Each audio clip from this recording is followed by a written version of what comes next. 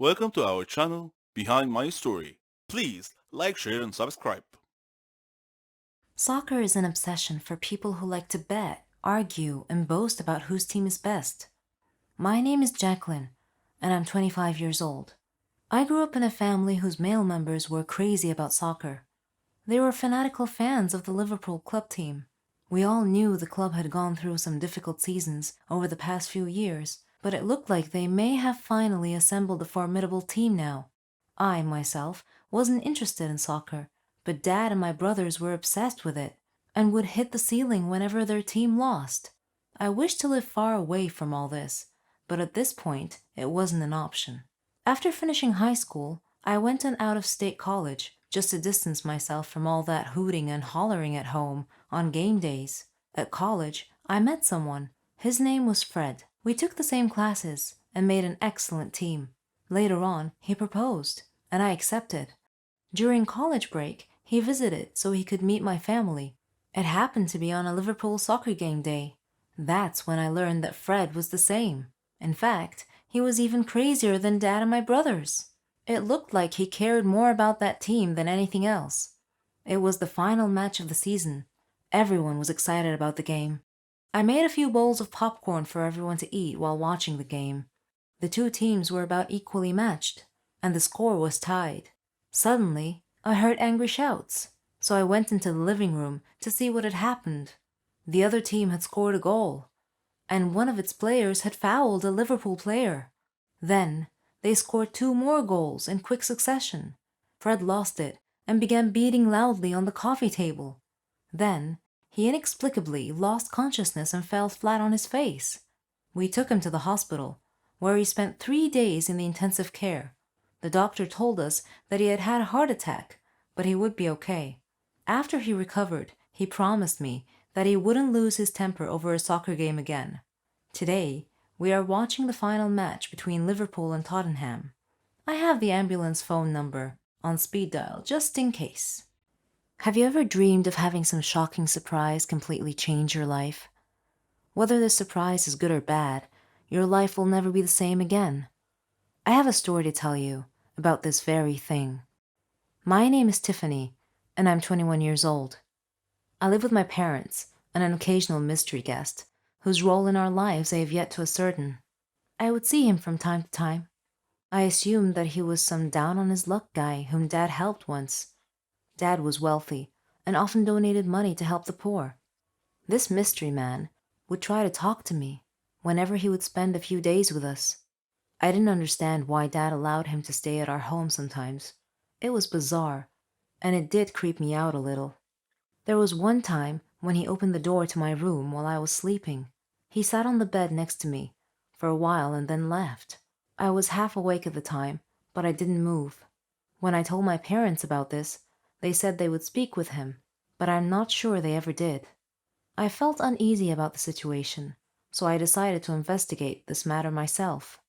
I had to figure out who this mystery man was and why he stayed with us periodically. One day, Mom wasn't feeling well, and Dad drove her to the doctor's office to be checked out, leaving me home alone.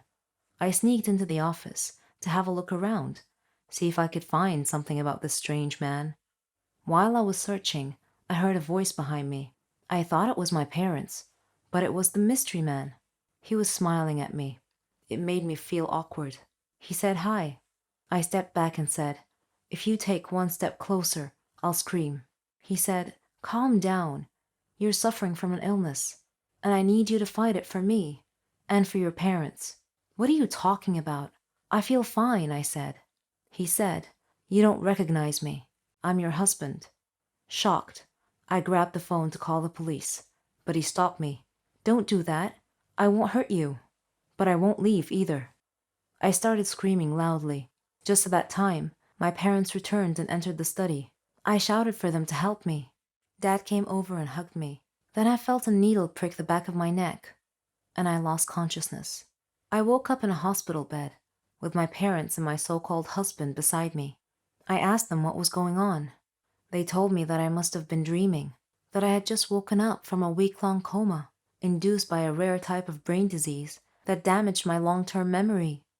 My husband hugged me and told me that he loved me. If only I knew who he was. Falling in love with a knight in shining armor riding on a white stallion is the dream of every girl. I would want him to be tall, blonde-haired, green-eyed, handsome, and strong. Imagine him along with me if you can. But what I never expected in a million years was to actually meet my knight in shining armor. Lend me your ear and listen to my knight's tale. My name is Meredith, and I am 17 years old. I live with my mom and my little sister Susan, who is 3 years younger than me. Susan and I fight a lot, as sisters are wont to do. She is more beautiful than me. I am short and fat, but don't blame me. You should blame my mother for being an excellent cook. She used to work in a famous restaurant. You can't imagine how tasty her food is. Mom uses me as her laboratory rat or guinea pig.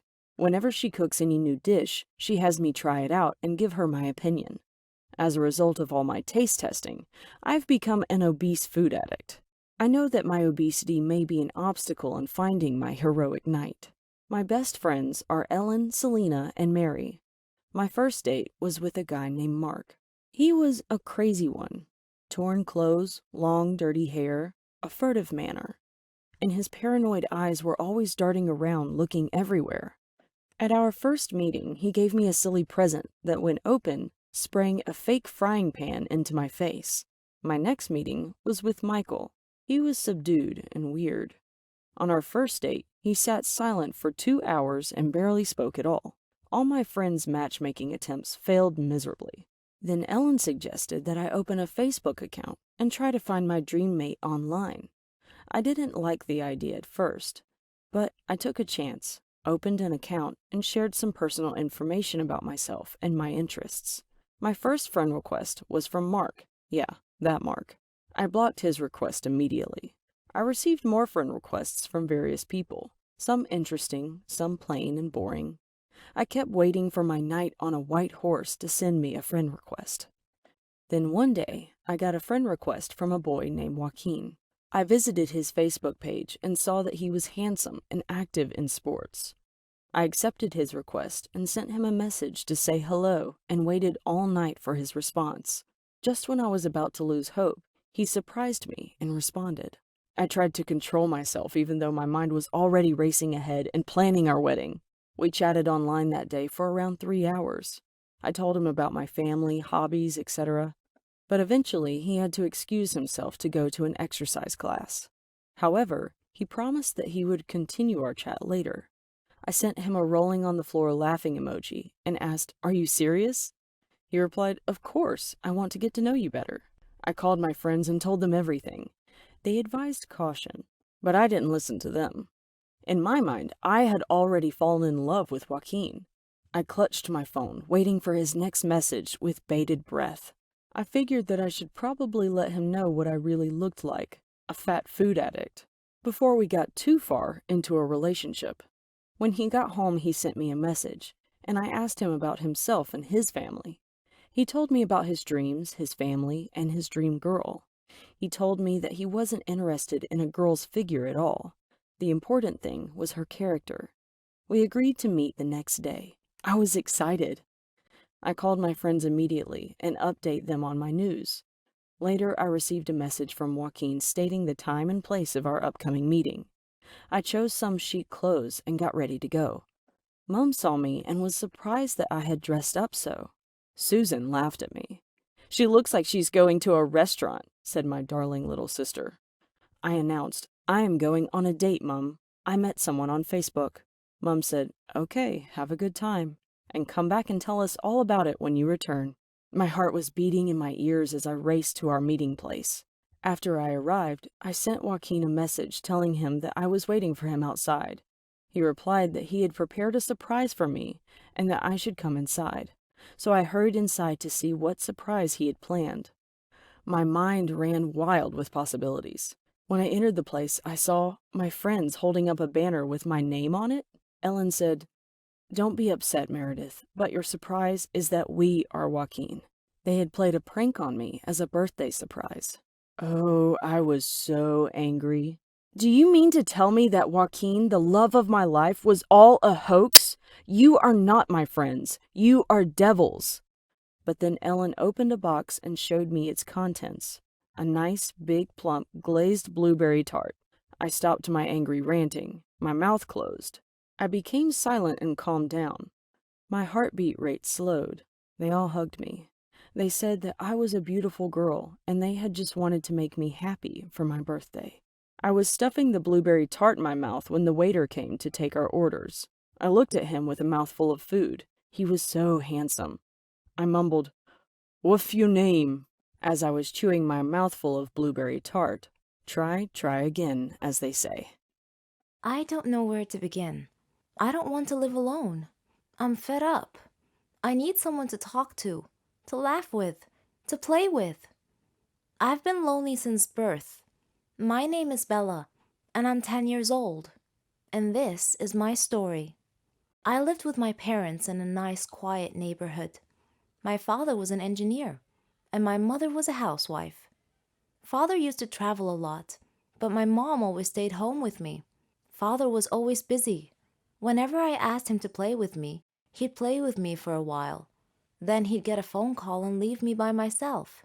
Mother was always worried about me. She feared everything on the street, from friends to neighbors. My neighborhood didn't have any kids for me to play with. My parents used to fight a lot. I often saw Mother with her face colored blackish blue. Whenever I would ask her about it, she wouldn't reply. I didn't have any friends because Mother didn't want me to have any. I guess she was afraid they would hurt me. I don't know. One time, my parents were sitting together, and I asked Father why I didn't have any brothers or sisters. He told me to ask Mother, but Mother would just sit there silently, without answering. Later, there came a time when Father grabbed Mother and began beating her. I tried to pull him away from her, screaming, "Leave her alone! Let her go!" He slapped me hard, and I fell down. The last thing I heard before I lost consciousness was my mom screaming. I woke up later in the hospital to see my mom crying. She asked me if I was okay, and I nodded. When we returned home, my father wasn't there. I asked Mom where he was, but she simply said that he left on a very long business trip. I was feeling a little sad, but Mom surprised me with a doll. This was the first time that Mom had ever given me a doll. She said that doll would be like my little sister. I hugged it tightly and said to it, "Nancy, you and I are going to be the best sisters ever."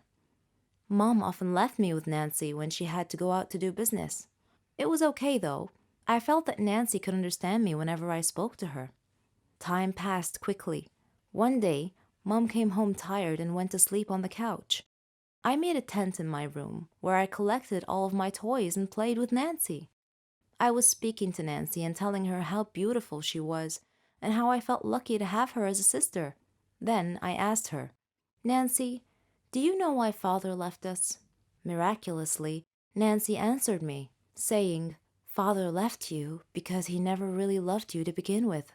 I was shocked and took 2 steps back. Then I said with a trembling voice, "Nancy, you can speak?" Nancy answered and said, "Of course. Can't all dolls?" From that moment on, Nancy and I lived in our own private little world. We didn't let anyone know about this. It was our secret. Once, when we were sitting alone, Nancy said to me, "Bella, I need to tell you something." "What is it?" I asked. Then she said the strangest thing. "You have to leave this world because you deserve a better one." That didn't make sense. Actually, it felt more like a threat. It frightened me, and I called for Mom. When she came in, I told her what Nancy had just said to me. She replied saying, "Nonsense, Bella. Nancy is just a doll. She can't talk. Maybe you're just tired. Get some sleep." So I tried to sleep, but Nancy wouldn't let me sleep. She left me alone until midnight, then she woke me up. She put her hand over my mouth and whispered, "Please listen to me. Don't scream, okay?" she said. "I know all your fears, your father's cruelty, your loneliness, your love for me, how your love and belief in me transformed me from a toy